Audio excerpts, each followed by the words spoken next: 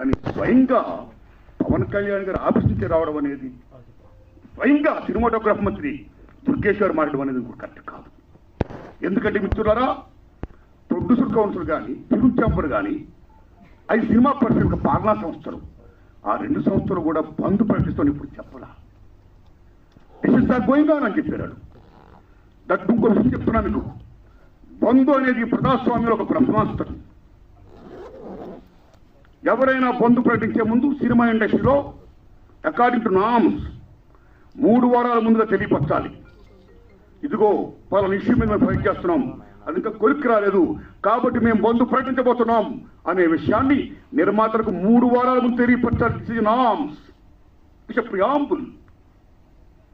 3 వారాల ముందు తెలియపరిస్తే release date ఎవరు తెచ్చుకున్నారో మేము రిలీజ్ డేట్ ఇచ్చుకున్నామండి, ఇంకో 2 వారాలు మేము రిలీజ్ చేస్తున్నామండి అని ప్రిపేర్ అయిన నిర్మాతలను ఇబ్బంది పెట్టకుండా ఉండడం కోసమే 3 వారాల ముందు తెలియపరచాలి.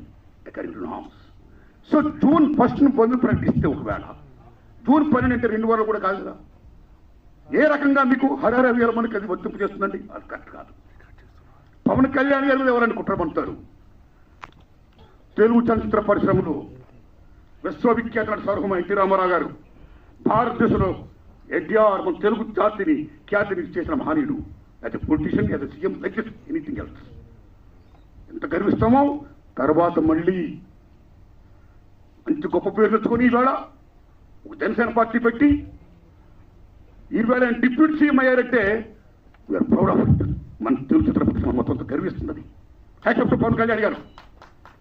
ఆయన సేవలు గుర్తించుకోవడానికి చంద్రబాబు నాయుడు గారికి సెల్యూట్. మేము పవన్ కళ్యాణ్ గారిని ఏ రకంగా దుర్మానం కాం, కానీ పవన్ కళ్యాణ్ గారు ఆఫీస్ ఆ రకంగా కరెక్ట్ కాదు రావడం. ఓకే, వచ్చిందనుకోండి, ఇష్యూ వస్తే మహాత్మా గాంధీ ఏమన్నాడు? ప్రపంచ యుద్ధాలను కూడా చర్చల ద్వారా ఆపుతున్నాడు ఆయన.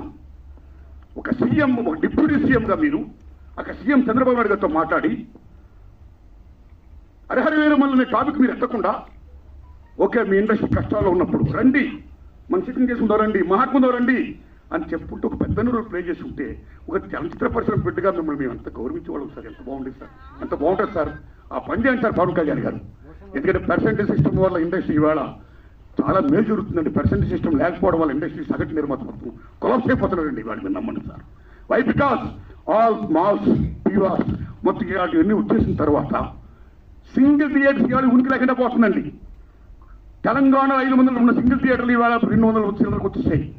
ఆంధ్రప్రదేశ్ 500 పైన ఉన్న సింగిల్ థియేటర్ 300 పైసలకు వచ్చాయి. సింగిల్ థియేటర్ లేకపోతే యొక్క ప్రేక్షకుల పరిస్థితి